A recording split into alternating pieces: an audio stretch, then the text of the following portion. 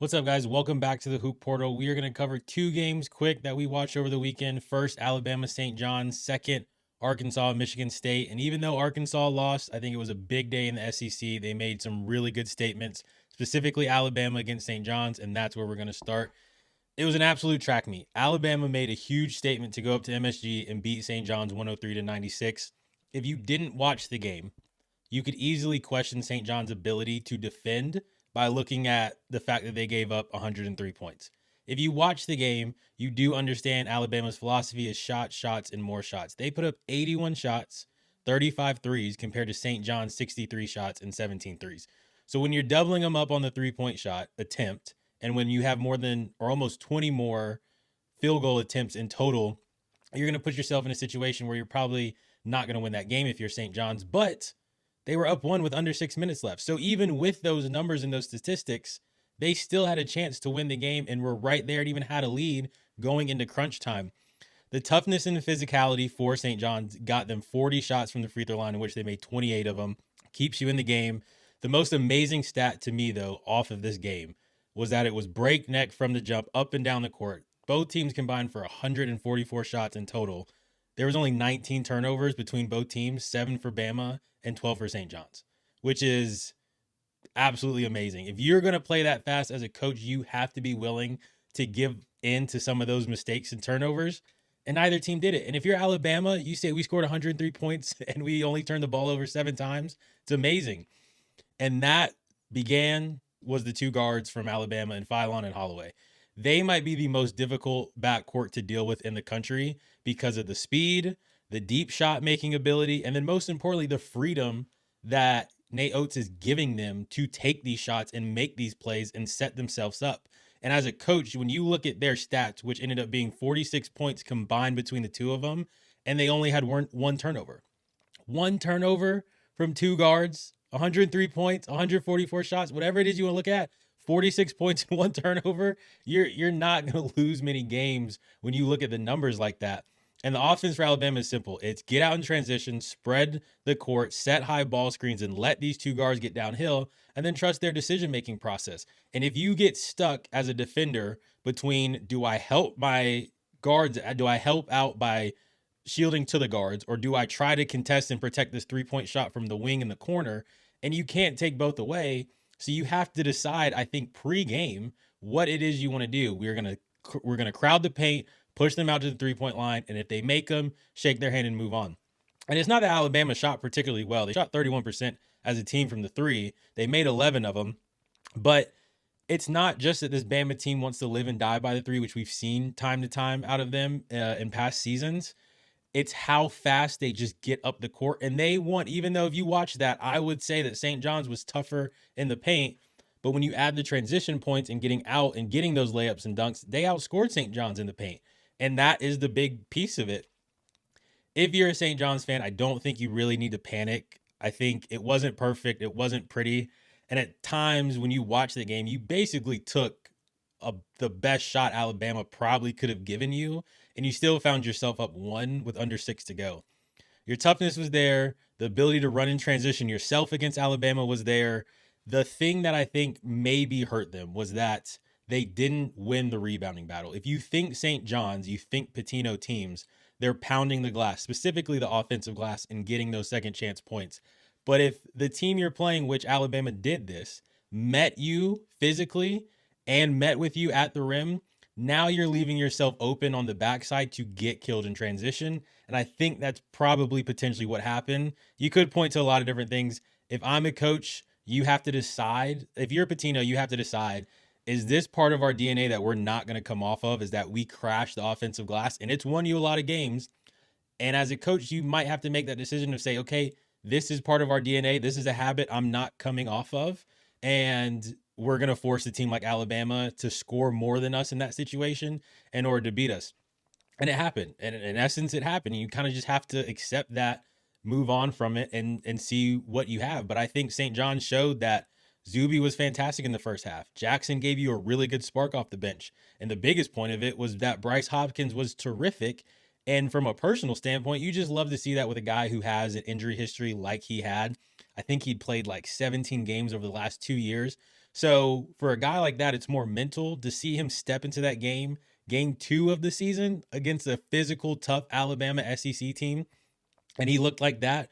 That is just super awesome to see, regardless of who you pull for. But again, I wouldn't panic if I'm St. John's. It was an incredible game by Alabama. If Alabama plays like that, they're going to beat a lot of good teams, and we're going to see how they look against Purdue. And that game's going to be in Tuscaloosa. That's going to be really fun to watch. I think if these two teams play over a 7-game series, St. John's maybe wins out, but it just didn't happen to be that way today. So Alabama, though, amazing job. The habits are there with this group. They look like they've been together for a while. Again, 7 turnovers from a team is just incredible when you want to play that fast. The identity is there. Should be another great year in Tuscaloosa for men's basketball. St. John's next big game coming up for them is against Iowa, which is going to be around Thanksgiving. I think it's the Tuesday prior to Thanksgiving.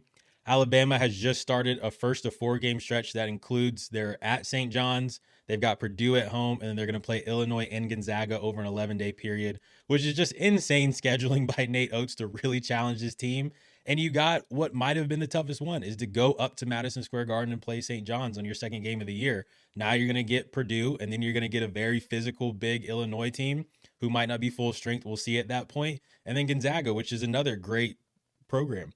The next big game on the weekend was Arkansas going to Michigan State. And first and foremost, I just want to say Michigan State looked gritty, nasty, determined, and just kind of willed themselves to winning. They made 1 3-pointer over the entire game, and they won by 3. So you could say it was the difference in it when you look at the stats. But I mean, they looked like an old school Big Ten team. They had the fire, the passion. They looked like an Izzo group that we're used to seeing that makes these deep runs in the tournament.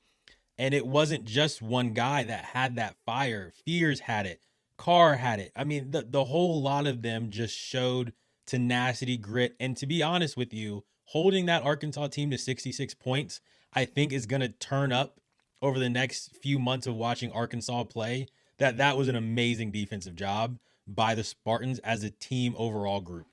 Michigan State outscored Arkansas in the paint 46-28. If you're going to get beat by 20 points in the paint, you're setting yourself up to not be super successful.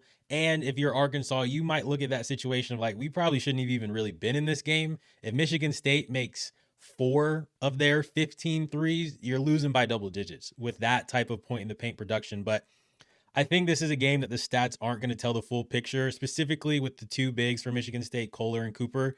They both were really good, but it was stuff that didn't always show up in the stat sheets. The amount of backdoor cuts, the hockey assists, the sealing bigs off so their guards could get downhill like Fears. And in order to eliminate Arkansas's length, you have to meet them with physicality almost in their chest, right? So if you're going to allow them, if you're going to almost play, I don't want to say the word is scared, but if you're going to play timid and allow that link to affect you and move you off of your block in spots, you're going to play right into Arkansas's hand. It's a Cal team that we've seen last year. It's a Cal team that we've seen numerous times at Kentucky. You know what they are. You know what the situation is. And Michigan State just kind of refused to play that style with them. They met them with the physicality. They got into them to eliminate that length. And sometimes, which was what Arkansas kind of looked like tonight, is that they were trying to rely too much on that, which is what basically they did last year at times, just allowing on the sheer fact that we have multiple NBA draft picks and we have a lot of talent and we have size and length. So maybe we don't need to be as intentionally dialed in on all these little movements and tricks. And Michigan State basically beat them by 1,000 cuts. And this Michigan State team fits so well together, which is why it was really fun to watch. I wasn't huge on them in the summer. I didn't think that they were going to have a group, and I even thought maybe them being ranked 22nd might have been an overshot. But at this point now, and I said it after the Carolina-Kansas game, that Carolina's next big test was going to be at Kentucky. They're going to have their hands full with Michigan State. Michigan State showed tonight that they're a team that can grit and will themselves to win against a really good Arkansas team, even if it's not the best shooting night from the outside.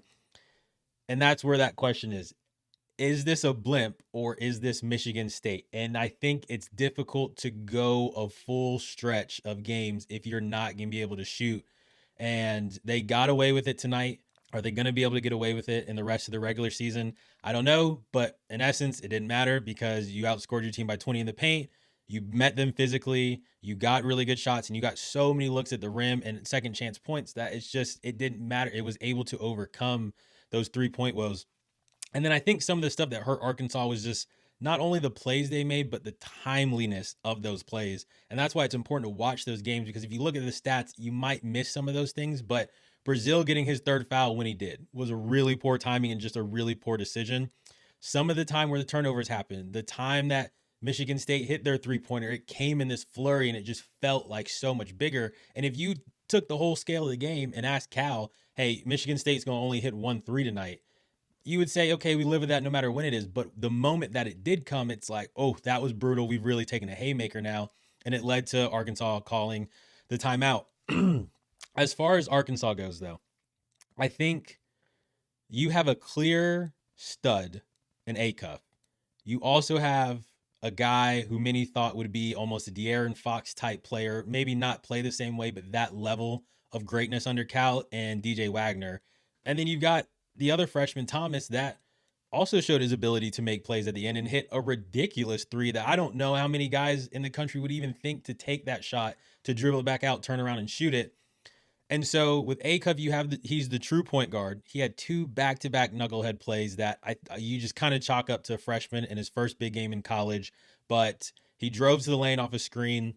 He got airborne. He left his feet, which if you know basketball, you've got to stay solid 2 feet on the ground until you know you're ready to make that decision. Because if you get caught in the air, only bad things can happen. There's not a lot good that can really turn. He turned the ball over. The next possession down, you've defended Michigan State for 27 seconds, and then you foul on a 3-point shot right after that. So it's just 2 plays that, again, you don't want to see, but I think he's a clear, great talent. You just hope he learns from it and moves on. It's not like he needs to be killed for it. And Thomas, again, his 3 at the end was huge from just a gut standpoint to take that. But he showed his ability to make plays as well. And then you've got DJ Wagner still. So I think from Arkansas, you have to kind of make this decision. Who is our guy that we're going to go to at the end of the game? They didn't have to deal with this in game 1. This is game 2. It kind of showed itself, but this is where you want to find those things out. And in a perfect world, you get to say, well, we're going to play the hot hand, or whoever's having a good night. But I think in terms of college players, you have to establish an alpha. You have to establish this is what we go to in this situation. You have to establish who's who and what the role is. I think if you get to an NBA level, you can do that. Miami Heat, LeBron, Wade, it was almost who had the hot hand year 1, and the Heat kind of struggled. And then it became Wade told James, like, yo, this is your team. This has got to be through you. I get it.